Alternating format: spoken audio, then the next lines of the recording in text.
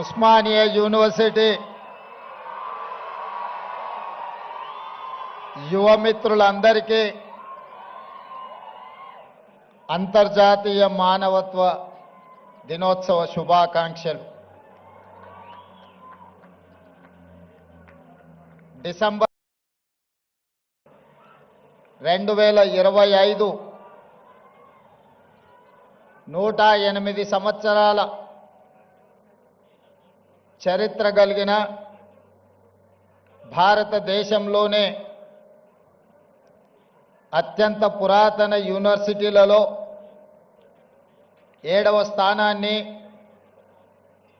దక్షిణ భారతదేశంలో 3వ స్థానాన్ని ప్రాధాన్యతను ఆక్రమించిన ఉస్మానియా యూనివర్సిటీ గొప్ప చరిత్రను పరిగణలోకి తీసుకొని వేలాది మంది ఉస్మానియా యూనివర్సిటీ విద్యార్థులు, యూనివర్సిటీ వైస్ ఛాన్సలర్ గారు, ఆర్ట్స్ కళాశాల ప్రిన్సిపల్ గారు, అధ్యాపక సిబ్బంది, పూర్వపు విద్యార్థులు, నేడు చదువుకుంటున్న విద్యార్థులు, వేదిక మీద దాదాపుగా 60 సంవత్సరాల ఉస్మానియా యూనివర్సిటీకి సజీవ సాక్ష్యంగా ఉన్న పెద్దలు కేశవరావు గారు, మీడియా మిత్రులు, తెలంగాణ ఉద్యమకారులందరికీ కూడా మనస్ఫూర్తిగా అభినందనలతో కృతజ్ఞతలు తెలియజేస్తున్న మిత్రులారా, ఉస్మానియా యూనివర్సిటీకి రావాలి, ఆర్ట్స్ కళాశాల ముందు నిలబడి ఇక్కడ చదువుకుంటున్న విద్యార్థుల యొక్క ఆకాంక్షల్ని అడిగి తెలుసుకోవాలి.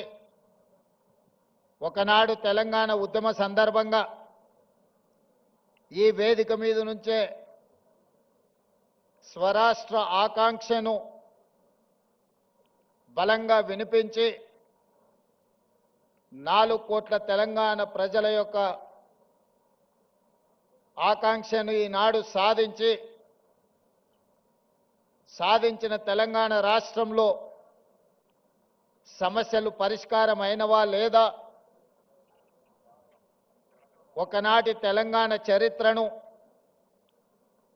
భవిష్యత్ ప్రణాళికలుగా మార్చుకొని నిర్ణయాలు తీసుకోవాలని మీ అందరినీ కలవాలని నిర్ణయించుకున్నా. ఆ సందర్భంగా కొంతమంది మిత్రులు కలిసి సూచన చేసినప్పుడు ముఖ్యమంత్రి గారు చాలా ధైర్యం చేస్తున్నారు, ఉస్మానియా యూనివర్సిటీలో ప్రజాప్రతినిధులను, రాష్ట్ర మంత్రివర్గాన్ని లేదా ముఖ్యమంత్రి గారిని అడ్డుకునే ఒక చరిత్ర ఉన్నది, మీరెందుకు ధైర్యం చేస్తున్నారు అని నన్ను అడిగారు. అంటే వారికి ఒక్క మాట చెప్పిన, నాది ధైర్యం కాదు, నాది అభిమానం. మా సోదరులు,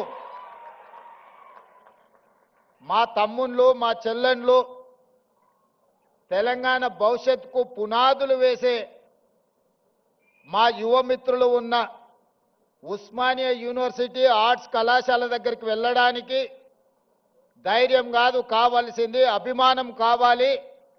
గుండెల నిండా అభిమానాన్ని నింపుకొని ఈనాడు ఈ ఆర్ట్స్ కళాశాల ముందు నిలబడి మన భవిష్యత్ ప్రణాళికలను రచించుకోవడానికి నేను ఇక్కడికి రావడం జరిగింది. అదేవిధంగా ముఖ్యమంత్రిగా మీరందరూ అందించిన అధికారంతో నాకు చాలా సిబ్బంది అందుబాటులో ఉంటారు.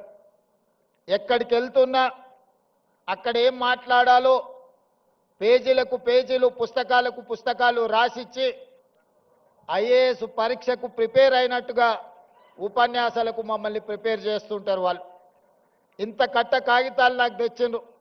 ఉస్మానియా యూనివర్సిటీకి వెళ్తున్నారు కదా, ఇవన్నీ మీరు చదువుకోండి అని నేను ఒక మాట చెప్పిన. చదువుకొని మాట్లాడితే ఉస్మానియా యూనివర్సిటీకి వెళ్ళడం శుద్ధ దండగా నా మనసులో ఏముందో,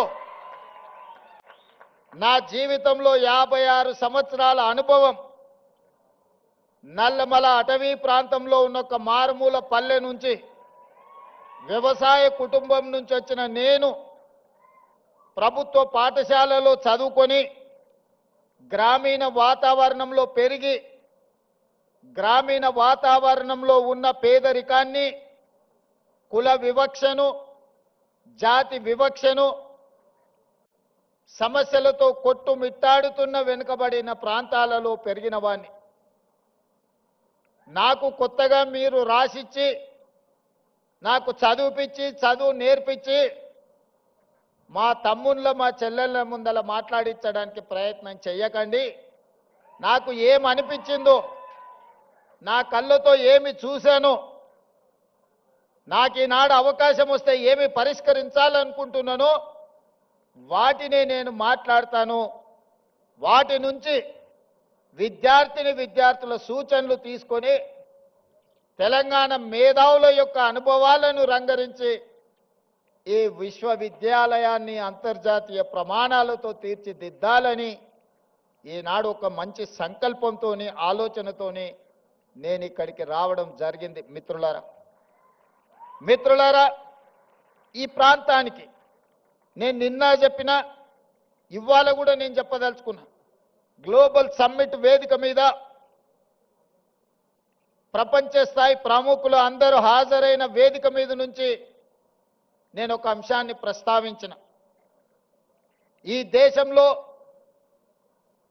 తెలంగాణ ప్రాంతానికి, ఈ భూమికి, ఈ గాలికి, నీరుకి ఒక చైతన్యం, ఒక పౌరుషం ఉన్నది. ఈ చైతన్యం, ఈ పౌరుషానికి చదువుతో సంబంధం లేదు. ఎవడైతే మన మీద ఆధిపత్యం చెలాయించాలనుకుంటాడో, మనల్ని అదిమి పెట్టి మన మీద తన ఆధిపత్యాన్ని నిరూపించాలని అనుకుంటాడో అప్పుడు పోరాటం పుట్టుకొస్తుంది తెలంగాణ గడ్డ మీద నుంచి అని నేను చెప్పా.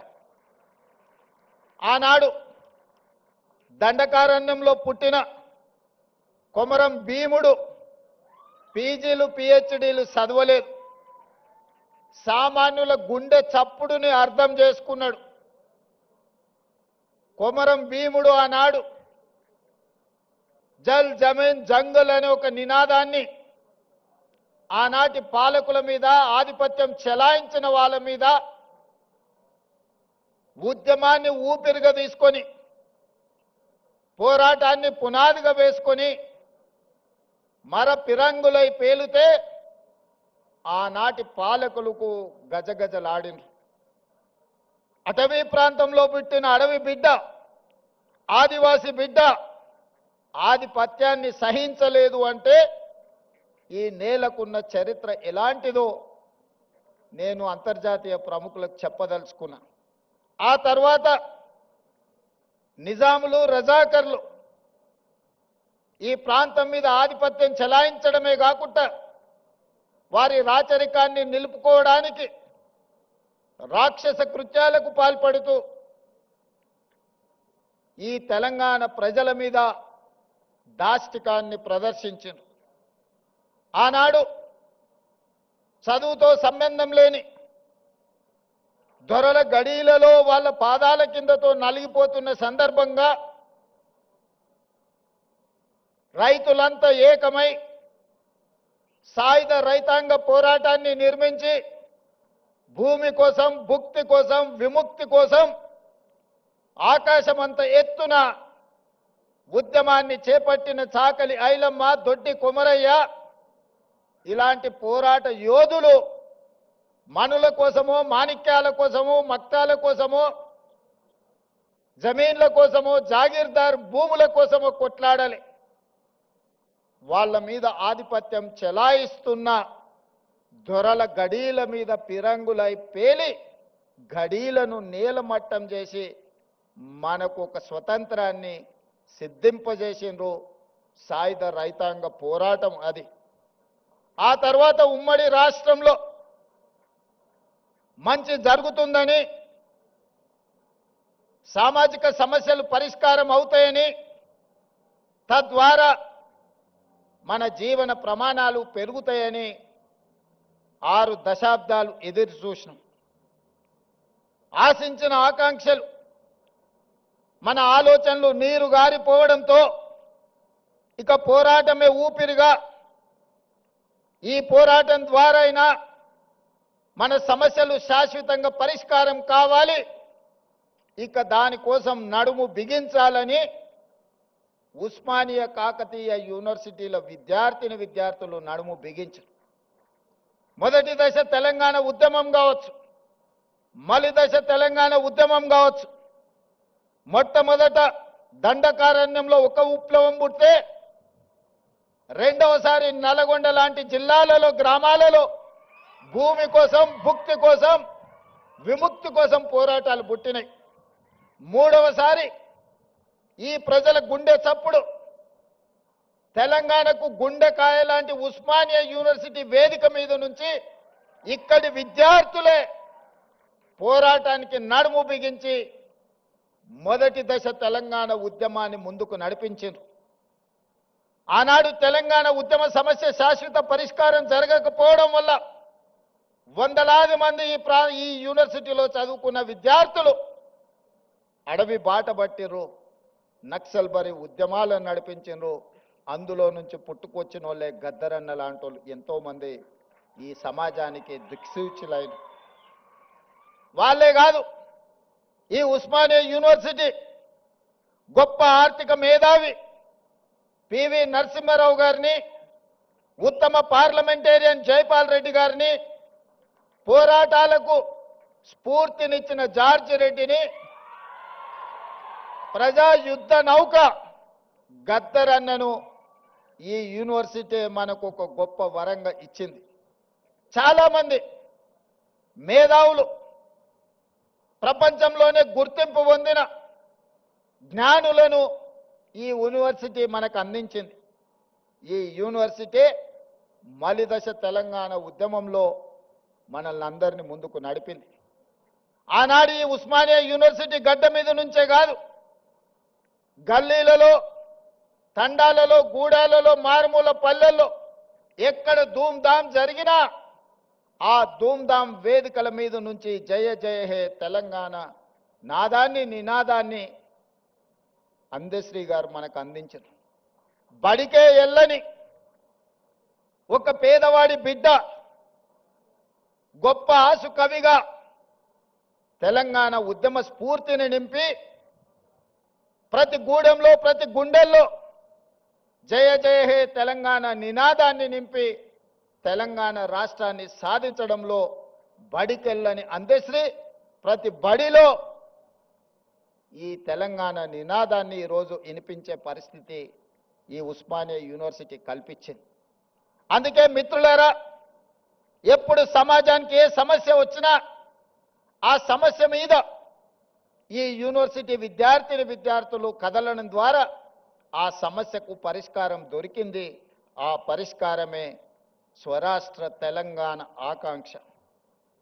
మరి తెలంగాణ వస్తే ఇక్కడున్న మా తమ్ముళ్ళు, చెల్లెళ్ళు ఏం ఆశించరు?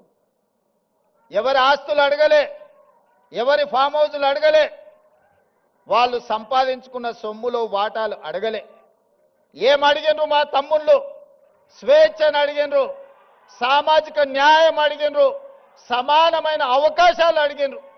నేను ఇవాళ అడుగుతున్నా, నేను ఇవాళ చెప్పదలుచుకుని ఈ వేదిక మీద నుంచి నా ఉస్మానియా కాకతీయ యూనివర్సిటీల విద్యార్థులకు స్వేచ్ఛ కోసం, సామాజిక న్యాయం కోసం, సమానమైన అవకాశాల కోసం మీరు ఏదైతే గొంతు ఇప్పినరో ఈ ప్రభుత్వం, ఈ ప్రజాపాలన మీకు వేదిక ఇస్తుంది.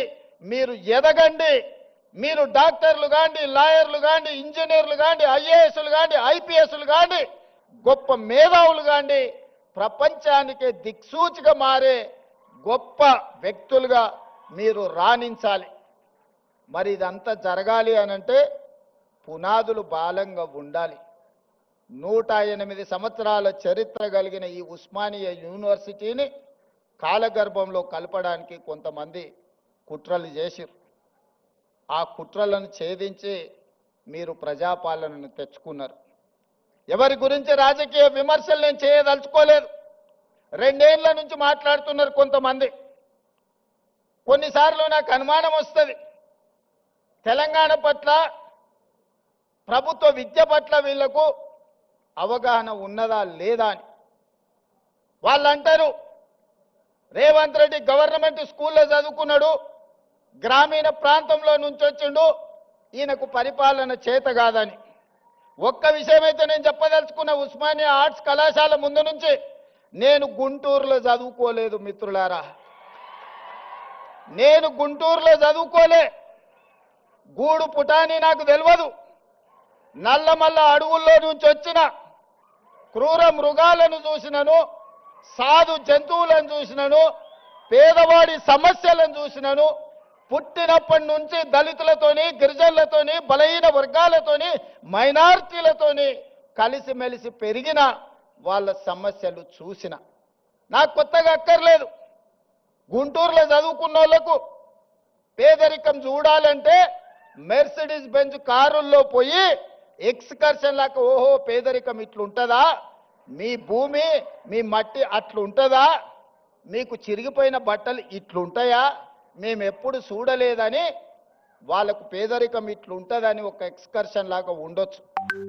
ఒకప్పుడు బ్రిటన్ ప్రైమ్ మినిస్టర్ని, ఇతర ప్రైమ్ మినిస్టర్లను ఈ రాష్ట్రానికి తెచ్చినప్పుడు మా పాలమూరు పేదరికాన్ని చూపించడానికి వాళ్ళని అక్కడికి తీసుకొచ్చేటోళ్ళు. ప్రదర్శనలో మా పేదరికాన్ని వాళ్ళ ముందర పెట్టేటోళ్ళు. చూడు మేము ఎంత వెనుకబడి ఉన్నామో, మేము ఎట్లా అడుక్కొని తింటున్నామో, ఎట్లా వలసలు పోతున్నామో, మా మీద జాలి పడండి అని. ఆనాటి పాలకుల ఆలోచన అది. ఇతర దేశాలకు వెళ్ళి వచ్చినామని చెప్పుకునే వాళ్ళు, మేము గుంటూరులో చదువుకున్నాం, మేము పూనాలో చదువుకున్నాం, మేము అమెరికాలో చదువుకున్నామని ఉపన్యాసాలు ఇవ్వడం ద్వారా సమాజానికి ఏం చెప్పదలుచుకున్నారో నాకు తెలియదు. కానీ నేను స్పష్టంగా గ్రామీణ ప్రాంతంలో వ్యవసాయ కుటుంబం నుంచి వచ్చిన నేను ప్రభుత్వ పాఠశాలలో నేను చదువుకున్నా, ప్రభుత్వ కళాశాలలో నేను చదువుకున్నా. నాకు భాష గొప్పగా రాకపోవచ్చు, కానీ ప్రజల యొక్క మనసును తెలుసుకునే విద్య నాకు వచ్చు. పేదవాడు ఏం అడుగుతాడు, ఏం ఆలోచన చేస్తాడు, పేదవాడు ప్రభుత్వం నుంచి ఏం ఆశిస్తాడు, ఒక చదువుకునే పిల్లవాడికి ఏమి కావాలి, ఆ పిల్లవాడు చదువుకుంటే ఈ సమాజానికి ఏ రకంగా ప్రయోజనం ఉంటుంది అనేది నాకు తెలుసు. అందుకే ఇవాళ ఎవరు వచ్చినా, ఎవరు ఎన్ని రకాల ప్రాధాన్యతలు ఇచ్చుకున్నా, మొట్టమొదటి ప్రధానమంత్రి పండిత్ జవహర్లాల్ నెహ్రూ గారు స్వతంత్రం వచ్చిన తర్వాత ప్రధానమంత్రిగా బాధ్యతలు చేపట్టేటప్పుడు మహాత్మా గాంధీ గారిని కలిసిండు. బాబూజీ, నేను ప్రధానమంత్రిగా బాధ్యత తీసుకుంటున్నా, మీరు నాకు ఇచ్చే సలహా ఏమిటి అని. మహాత్మా గాంధీ గారు ఒక మాట చెప్పారు, పరిపాలనలో నువ్వు తీసుకునే నిర్ణయం తీసుకునే ముందు నీ నిర్ణయం పేదవాళ్లకు, నిస్సహాయులకు ఏ విధంగా ఉపయోగపడుతుందో ఆలోచన చేసి నీ కళ్ళ ముందు ఆ పేదవాడిని, నిస్సహాయుని గుర్తు తెచ్చుకున్న తర్వాత నువ్వు నిర్ణయం చెయ్యి, తప్పకుండా పేదలకు, నిస్సహాయులకు అది ప్రయోజనం చేకూరుతుంది అని. ఆ స్ఫూర్తి ఈనాడు మేము తలుసుకున్న మా ప్రభుత్వం తీసుకునే ఏ నిర్ణయమైనా పేదవాడికి ఏ విధంగా ఉపయోగపడబోతుందో, నిస్సహాయులకు ఏ విధంగా సహాయాన్ని అందించబోతుందో, నిలబడడానికి శక్తి లేని వాళ్ళను నిటారుగా సొంత కాళ్ళ మీద నిలబెట్టడానికి అవసరమైన ప్రణాళికల్ని మా ప్రభుత్వం, నా సహచర మంత్రివర్గంలో అందరం కలిసి ఈనాడు నిర్ణయం తీసుకుంటున్నాం. అందులో భాగంగానే ఉస్మానియా యూనివర్సిటీకి ఆగస్టులో వచ్చినప్పుడు నేను చెప్పిన, ఒక ఆయన సవాలు విసిరిండు, శాతనైతే ఆర్ట్స్ కాలేజ్ దగ్గర పోయిరా అని. నేను వాళ్ళలాగా దొంగను కాదు, ఫామ్ హౌజులు కట్టుకోలేదు, గడీల లాంటివి నిర్మించుకోలేదు. ఉన్నదేదో నాకున్నది, నా కష్టంతో, నా శక్తితోని, సమాజంలో గౌరవంతో ఇంత దూరం వచ్చిన. ప్రజలు ఆశీర్వదించారు, ప్రజల అభిమానంతో గుండెల్లో పెట్టి చూసుకున్నారు. 2006న ఒక జిల్లా పరిషత్ మెంబర్గా రాజకీయాలలో చిన్న పదవిలో నా ప్రయాణం మొదలైంది. నేను జిల్లా పరిషత్ మెంబర్ అయినప్పుడు పెద్దగా ఏం ఆలోచన చేయలే, కానీ ఏదైనా చెయ్యాలని ఒక సంకల్పం పెట్టుకున్నా. ప్రజలు ఆశీర్వదించారు. జడ్పీటీసీ అయినా, ఎమ్మెల్సీ అయినా, ఎమ్మెల్యే అయినా, ఎంపీ అయినా ఈనాడు ఈ దళితులు, ఆదివాసీలు, గిరిజనులు, బలహీన వర్గాలు, మైనారిటీ సోదరులు, రైతులు, మహిళలు, యువకులు నిండు మనసుతో ఆశీర్వదిస్తే ఈ రాష్ట్రానికి ముఖ్యమంత్రి అయి మీ సోదరుడిగా ఆర్ట్స్ కళాశాల ముందు నిలబడ్డా. ఇంతకంటే గొప్ప అవకాశం జీవితంలో ఎవరికైనా వస్తుందా? లక్షలాది మంది, కోట్లాది మంది కోరుకుంటారు ఈ పదవి, కానీ అవకాశం ఏ ఒక్కరికో వస్తుంది. మీరందరూ కలిసి ఈ అవకాశం నాకు ఇచ్చిండ్రు. అందుకే చరిత్రలో శాశ్వతంగా నిలబడే కొన్ని మంచి పనులు నేను చేయదలుచుకున్నా. చరిత్ర సజీవ సాక్షిగా నిలబడాలి. చాలా మంది 2 ఏళ్లలో నువ్వేం చేసినవయ్యా, మేం చూడు 10 ఎకరాలలో ముఖ్యమంత్రి బంగళా కట్టుకున్నాం, 25 ఎకరాలలో పాలించనికే సచివాలయం కట్టుకున్నాం. తెలంగాణ ప్రజలే కాదు, ఆలు మొగళ్ళ మధ్యలో కూడా నిఘా పెట్టడానికి కమాండ్ కంట్రోల్ రూమ్ కట్టుకున్నాం. 1,00,000 కోట్లు పెట్టి కాళేశ్వరం కట్టుకున్నాం. మేము చూడు ఎన్ని కట్టినామని ఒక 4 చెప్పిరాలు. వాళ్ళు చేసిన శాన్నే కానీ ఓ 4 ఎప్పుడు చర్చిస్తారు. నేనేం చెప్పినాయా అంటే నేను కూడా 4 చేసిన. తెలంగాణ రాష్ట్రం వచ్చిన తర్వాత ప్రతి బడిలో, గుడిలో వినిపించవలసిన జయ జయ హే తెలంగాణని మీరు తొక్కి పెడితే రాష్ట్ర గీతంగా మార్చిన నేను.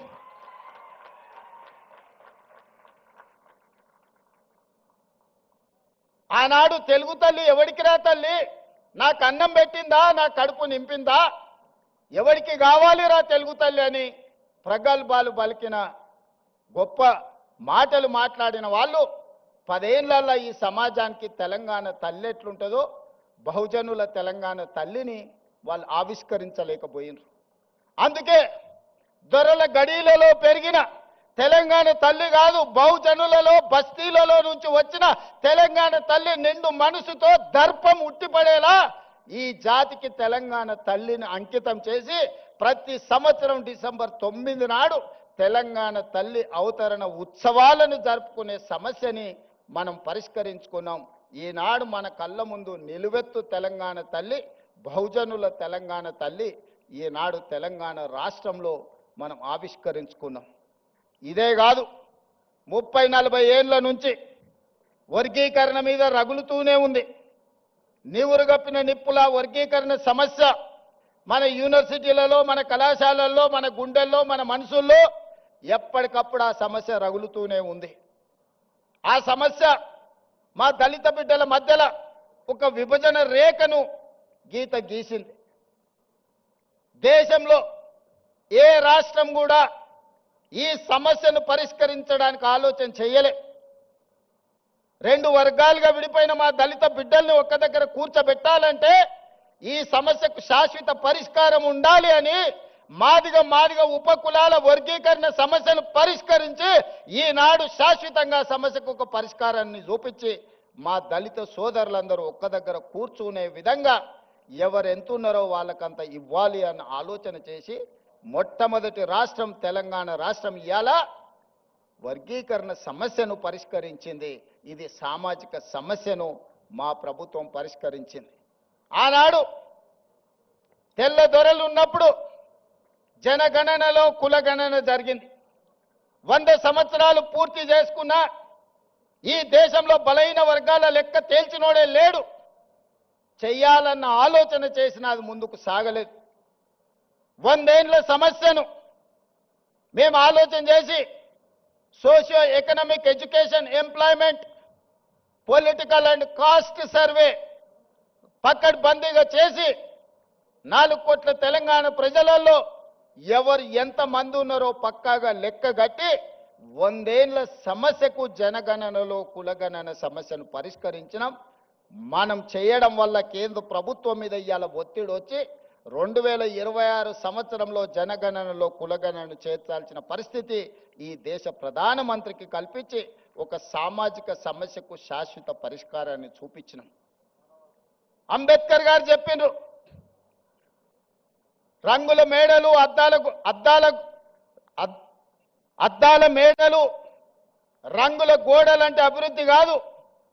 నిజమైన సంక్షేమం చివరి పేదవాడికి చేరినప్పుడే అభివృద్ధి జరిగినట్టని ఆ స్ఫూర్తిని తీసుకునే ఈనాడు మా పరిపాలన కొనసాగిస్తున్నాం. సమాజంలో ఉన్న రుగ్మతలను సామాజిక సమస్యల్ని శాశ్వత పరిష్కారం దిశగా ఈరోజు మేము ముందుకు వెళ్తున్నాం. దాంట్లో భాగంగానే విద్య ఒక్కటే. ఒకనాడు జామీందారుల దగ్గర జాగీర్దారుల దగ్గర వేలాది ఎకరాల భూములను దాదాపుగా 25 లక్షల ఎకరాల భూములను సేకరించి కాంగ్రెస్ పార్టీ అసైన్మెంట్ పట్టాల రూపంలో భూమి లేని నిరుపేదలైన దళితులకు, గిరిజనులకు, బలైన వర్గాలకు అసైన్మెంట్ భూములను ఇచ్చింది. ఇల్లు లేని వాళ్ళకి ఇళ్ళ పట్టాలు ఇచ్చింది. ఇల్లు కట్టుకునేటోళ్లకు ఇందిరమ్మ ఇళ్ళనిచ్చింది. చదువుకునేటోళ్లకు ప్రభుత్వ పాఠశాలలు ఏర్పాటు చేసింది. ఇవాళ ప్రభుత్వాల దగ్గర భూములు లేవు పంచడానికి. ఉన్నది ఉన్నట్టు కుండ బద్దలు కొట్టి నేను చెప్తున్నా. ఇవాళ వాళ్ళ పేపర్లో రాస్తున్నారు రేవంత్ రెడ్డి పంచడానికి భూములు లేవన్నాడు. చూసినావా ఆయన ఆలోచన ఎట్లుందో. నేను వాళ్ళని అడగదలుచుకున్నా. ప్రతి దళితునికి 3 ఎకరాలు ఇస్తున్నారు. 10 ఏళ్ళు ఉన్నారు, ఎవరికన్నా ఇచ్చిర్రా? మీరు 3000 ఎకరాల ఫామ్ హౌజులు కట్టుకున్నారు, కానీ ఏ దళిత బిడ్డ కన్నా 3 ఎకరాల భూమి ఇచ్చిర్రా? ఇది ఒకటే ప్రశ్న అడగదలుచుకున్నా. ఒక ఆయనకు ఎర్రవల్లిలు ఉంటుంది, ఇంకొక ఆయనకు జన్వాడలు ఉంటుంది, ఇంకొక ఆయనకు మోయినాబాద్ దగ్గర ఉంటుంది, వాళ్ళ ఆడబిడ్డకు శంకర్పల్లి దగ్గర ఉంటుంది. 100 ఎకరాల ఫామ్ హౌజులు అయితే మీకు వచ్చినాయి, కానీ మా దళితులకు 3 ఎకరాల భూమి వచ్చిందా? సూటి ప్రశ్న. ఇంతకంటే ఎక్కువ నేను విమర్శించదలుచుకోలే. అందుకే నేను ఒకటే చెప్పిన, మనం మేము చేసిన సిపెక్ సర్వేలో ఒక కొత్త అంశం బయటపడ్డది. వెనుకబాటుతనం గురించి ఒక ప్రశ్న ఉన్నది. వెనుకబాటుతనంలో మాకు వచ్చిన ఫీడ్బ్యాక్ ఏంటంటే భూములు ఉన్న వాళ్ళు కూడా వెనుకబాటుతనంతో ఉన్నారు. 20 ఎకరాలు 30 ఎకరాల భూమి ఉన్న ఆసామి కూడా వెనుకబాటుతనంతో బాధపడుతున్నాడు.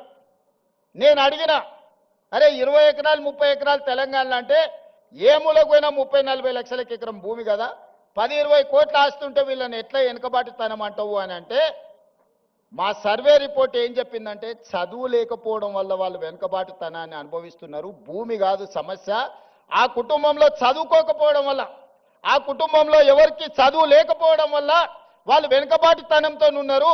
వాళ్ళు పేదరికంలో లేరు, కానీ వెనుకబాటుతనంలో ఉన్నారు.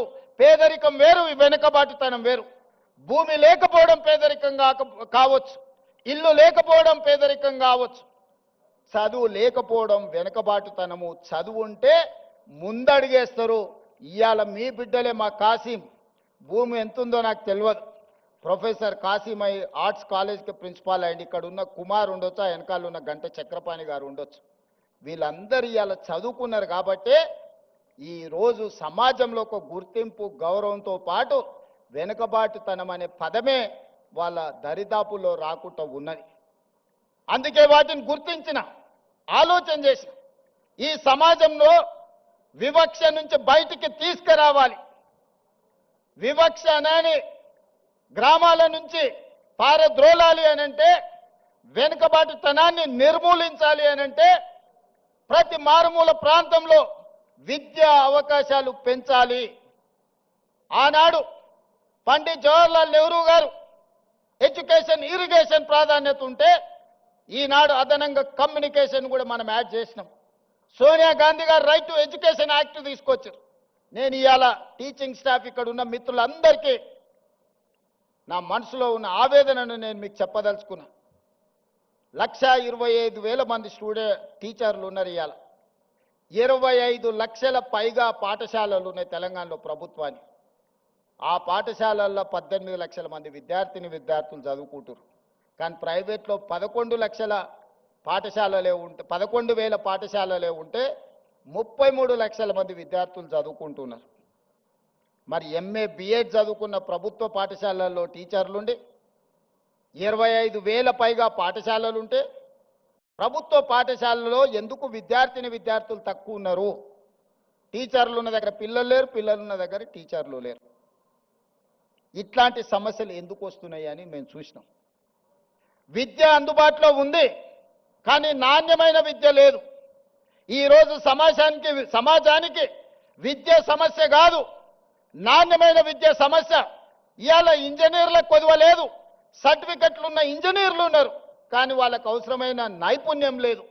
అందుకే క్వాలిటీ ఎడ్యుకేషన్ స్కిల్స్ ఇవాళ విద్యార్థులకు ఇవ్వాలి అని నాణ్యమైన విద్య కోసం, సాంకేతిక నైపుణ్యం కోసం ఈరోజు మనము కష్టపడాల్సిన అవసరం ఉన్నది.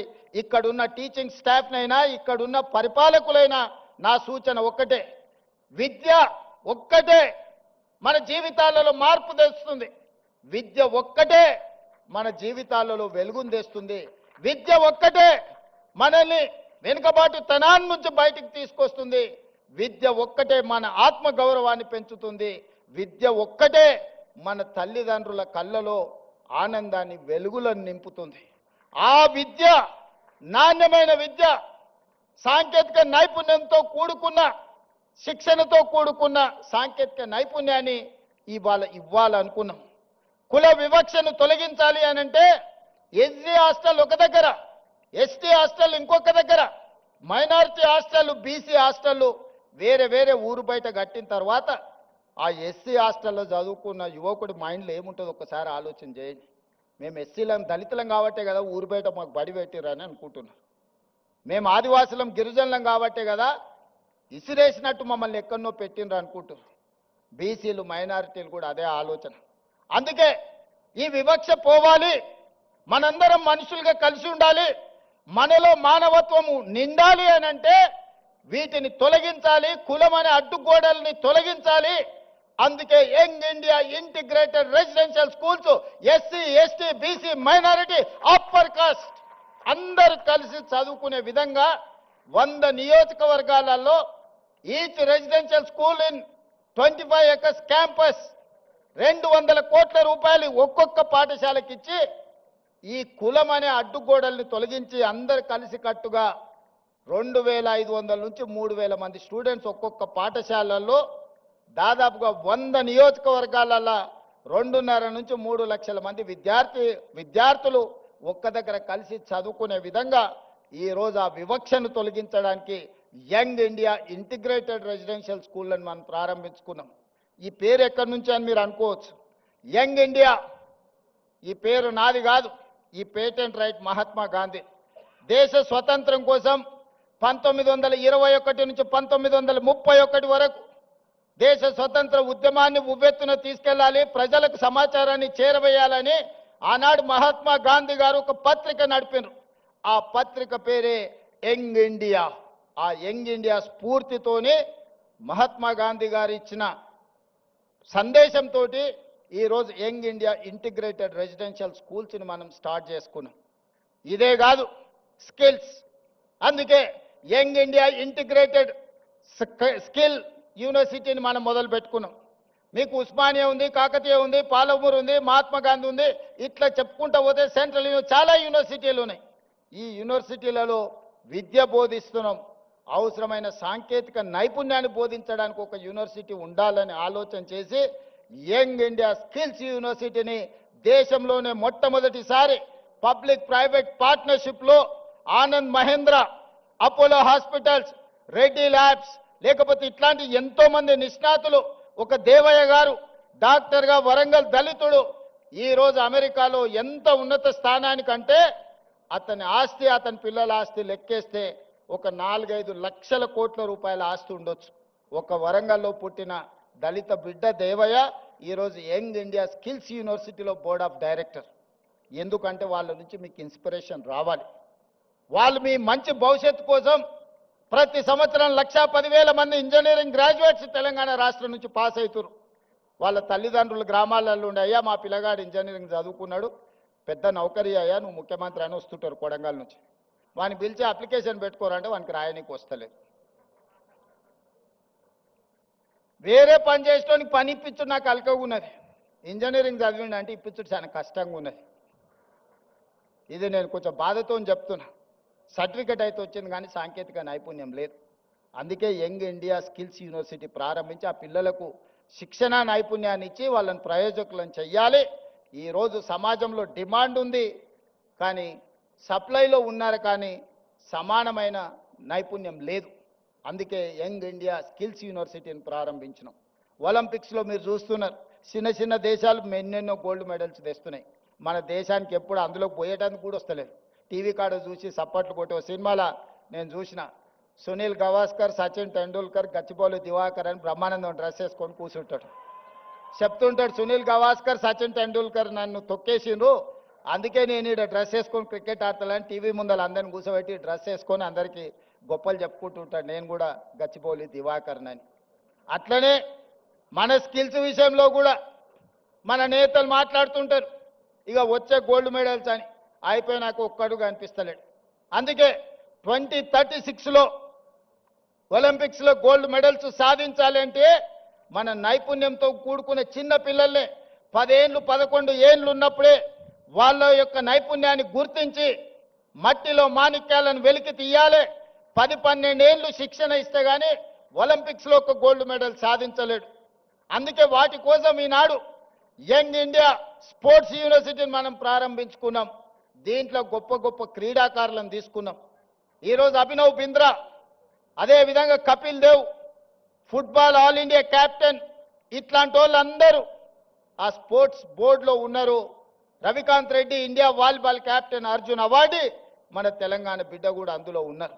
మరి వాళ్ళకు అవసరమైన పెట్టుబడులు పెట్టడానికి కావ్య మారన్, అపోలో బోర్డు సంబంధించిన వాళ్ళు, వీళ్ళందరినీ కూడా వాళ్ళకు అవసరమైన ఆర్థికంగా ఆదుకోవడానికి పెద్ద పెద్ద వాళ్ళని ఈరోజు ఒక స్పోర్ట్స్ యూనివర్సిటీని ఈరోజు ప్రారంభించుకున్నాం.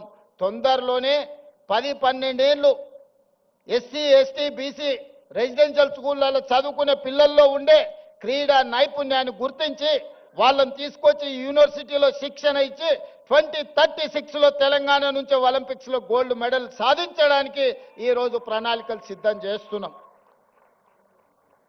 ఇవన్నీ తెలంగాణలో ఉన్న వెనుకబడిన వర్గాల కోసం, పేదరికంలో మగ్గిపోతున్న మా మిత్రుల కోసం ఆలోచన చేస్తున్నాం. డబ్బులు ఉన్న వాళ్ళు ఎక్కడికైనా పోయి చదువుకుంటారు.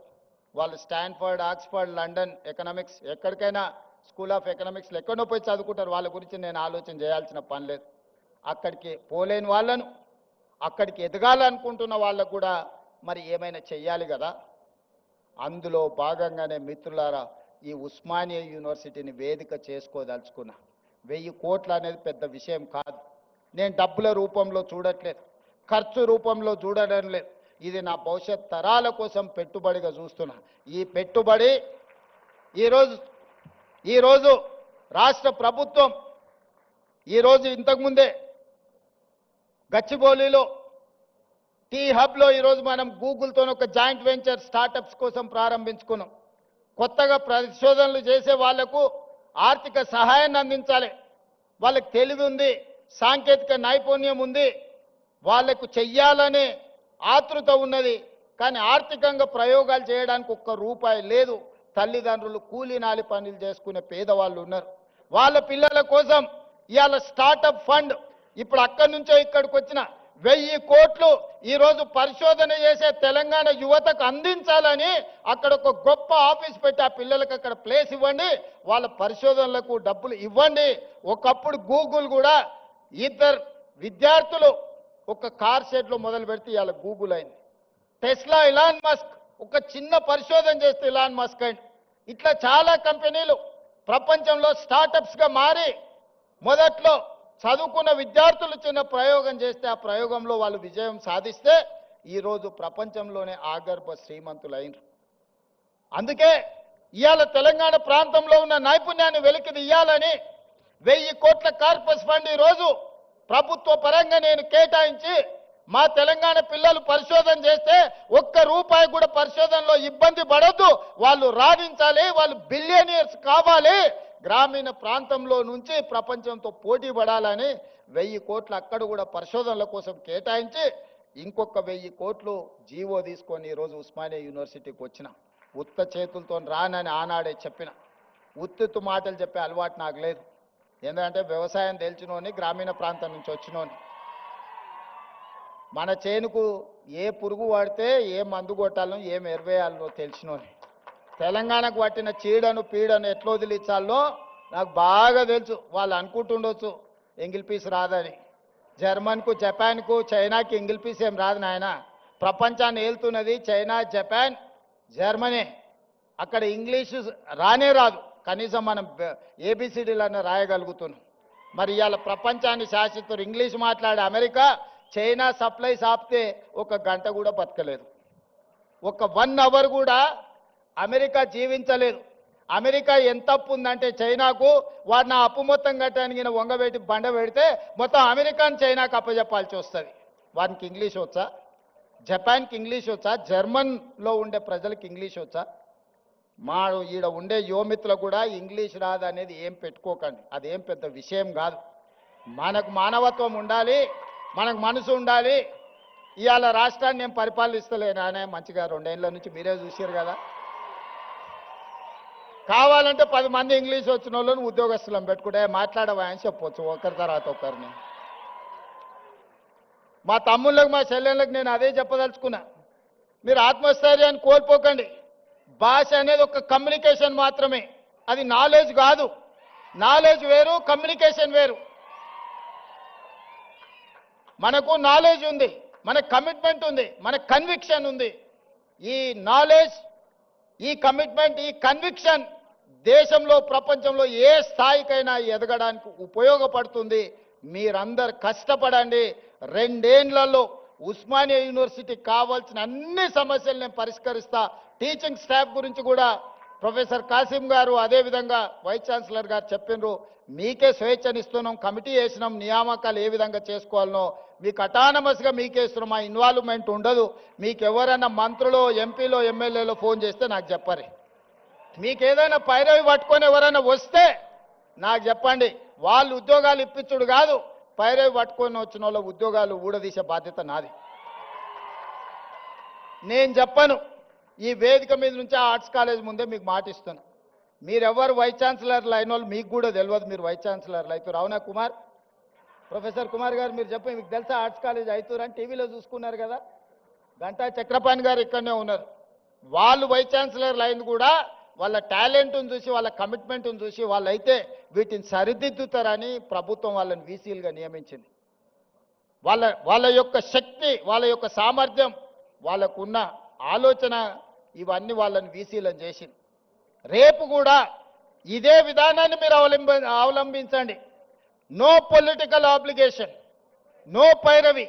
ఎవరిని కూడా ఎంత వారున్నా కూర్చోబెట్టి కాఫీ ఇప్పించండి. మా ఎంపీలో, ఎమ్మెల్యేలో, మంత్రులు వస్తే మర్యాద ఇవ్వండి, మర్యాదలో లోపం చేయకండి. ఛాయ్ తాగిపించండి, మధ్యాహ్నం వస్తే ఇంత భోజనం పెట్టండి, కానీ ఓ టీచర్ ఉద్యోగం మాత్రం ఇవ్వకండి. ఒక టీచర్ ఉద్యోగం పైరవికారుడికి ఇస్తే రాబోయే 35 ఏళ్ళు 8,000 మంది పిల్లల భవిష్యత్తు వాళ్ళు చెడగొడతారా? ఆ అధికారం మీకు లేదు, నాకు లేదు. పిల్లల జీవితాలతో చెలగాటం ఆడే అధికారం మీకు లేదు, నాకు లేదు. చదువు చెప్పి పిల్లల సమస్యల్ని పరిష్కరించి వాళ్ళని తెలంగాణ సమాజంలో ప్రయోజకులను చేసే వాళ్ళను మీరు సిబ్బందిగా నియమించుకోండి. మీకు కావాల్సిన సహకారాన్ని అందించే బాధ్యత నాది. ఈ ఉస్మానియా యూనివర్సిటీ తెలంగాణకు గుండెకాయ. గుండెకు జబ్బొస్తే మనిషి పోతాడు. తెలంగాణలో కూడా ఉస్మానియా యూనివర్సిటీకి సమస్య వస్తే ఆ తెలంగాణ సమాజానికే తీరని నష్టం తీసుకొస్తుంది. తప్పకుండా ఈ ఉస్మానియా యూనివర్సిటీ వేదికగా మా ప్రభుత్వం వైపు నుంచి మీకు చెప్పదలుచుకున్న, మీకు స్వేచ్ఛ ఉంది, సామాజిక న్యాయం జరుగుతుంది, సమానమైన అవకాశాలు ఇస్తాం. రాజకీయ పార్టీల ఉచ్చులో పడకండి, చదువుకోండి, భవిష్యత్తును నిర్మించుకోండి. సమస్య వచ్చినప్పుడు నిటారుగా నిలబడి కొట్లాడండి. సమస్యల మీద కొట్లాడుతా అంటే నేను వద్దనను. ఇక్కడ కొట్లాడబట్టే తెలంగాణ రాష్ట్ర కళ సాకారమైంది. తెలంగాణ సమాజానికి ఏది ప్రయోజనమో దానికోసం కొట్లాడండి. ఏ రాజకీయ పార్టీ జెండాలు ఎత్తాలనో, వాళ్ళ మోచేతి నీళ్లు తాగాలనో ప్రయత్నం చేయకండి. సర్వ స్వతంత్రతను మీరు నిరూపించుకోండి. ఉస్మానియా యూనివర్సిటీ అంటే ఒక క్వాలిటీతో కూడుకున్న విద్య అందిస్తారు. ఇక్కడ విద్యార్థులు ప్రపంచాన్ని నడిపించగలుగుతారని నిరూపించాల్సిందిగా మీ అందరికీ సూచన చేస్తూ, అన్ని రకాలుగా ప్రభుత్వం అండగా నిలబడుతుంది. అభివృద్ధి చేసుకుందాం, ఒక స్ఫూర్తిని నింపుకుందాం. మన పూర్వ తరాల నుంచి వచ్చిన ఒక స్ఫూర్తిని భవిష్యత్తుకు పునాదులుగా మార్చుకొని అభివృద్ధి పదం వైపు నడిపిద్దామని మీ అందరికీ తెలియజేస్తూ, మీలోనే ఎవరు ఊహించగలరు? ఒకరోజు ఇక్కడ నిలబడి మాట్లాడే అవకాశం ఇక్కడ ఉన్నోళ్ళకే రావచ్చు. నేను జిల్లా పరిషత్ మెంబర్ అయినాడు కూడా ఎవరు ఊహించలే. నేను తెలంగాణ ఉద్యమం సందర్భంగా ఇక్కడికి వచ్చినప్పుడు కూడా ఎవరు అనుకోలే. కానీ ఇవాళ అవకాశం వచ్చింది. నిబద్ధతతో ఉండండి, నిరంతరం కష్టపడండి, ఖచ్చితంగా ఫలితాలు వస్తాయి. ప్రభుత్వం గుర్తిస్తుంది, ప్రజలు గుర్తిస్తారు. తెలంగాణ సమాజం కష్టపడ్డ వాడిని కష్టాన్ని వృధా పోనివ్వరు. తెలంగాణ సమాజం మిమ్మల్ని గుండెల్లో పెట్టి చూసుకుంటుంది. మీ తల్లిదండ్రుల కళ్ళల్లో ఆనందం చూడడానికి కష్టపడి డాక్టర్లు, లాయర్లు, ఇంజనీర్లు, ఐఏఎస్లు, ఐపీఎస్లు కావాలి. అదే నా కోరిక. మీలో కొంతమంది నాయకులై రాష్ట్రాన్ని పరిపాలించాలని ఆశిస్తూ మీ అందరి దగ్గర సెలవు తీసుకుంటున్న. ధన్యవాదాలు మిత్రులారా. ఎక్కడైనా ఒక ముఖ్యమంత్రి గారు ఈరోజు ఉస్మానియా యూనివర్సిటీని ఏ విధంగా నిర్మించుకోవాలనో ముగ్గురు అంతర్జాతీయ స్థాయి ఆర్కిటెక్ట్స్తోని ఈరోజు డిజైన్స్ చేసి మీ ముందల్నే పెట్టినాం. మీరు చూడండి, దాన్ని ఏ విధంగా అభివృద్ధి చేసుకోవాలనో, ఇంకా ఏమైనా అందులో పొందుపరచాలన్నా మీ ఆలోచనలను తీసుకొని నిర్మాణం పనులు ఈ నెలాఖరికి నిర్ణయం తీసుకుంటాం. దయచేసి ఇక్కడికి వచ్చిన మేధావులు కానీ విద్యార్థులు కానీ ఒక్కసారి ఆ 3 కన్సల్టెంట్స్ ఏదైతే ఇచ్చిండ్రో ప్రణాళికల్ని మీరు పరిశీలించి ఖచ్చితమైన నిర్ణయం తీసుకొని ఇవ్వండి. మంచిగా ఉస్మానియా యూనివర్సిటీని అభివృద్ధి చేసుకుందామని తెలియజేస్తూ మీ అందరి దగ్గర సెలవు తీసుకుంటున్నా. గౌరవనీయులైన ముఖ్యమంత్రి, ఉస్మానియా విశ్వవిద్యాలయం మీ అందరి పక్షాన ఆనరబుల్ వీసీ గారు, ఆనరబుల్ రిజిస్ట్రార్ గారు, వైఎస్డి గారు ఆత్మీయంగా సన్మానం అందజేస్తారు.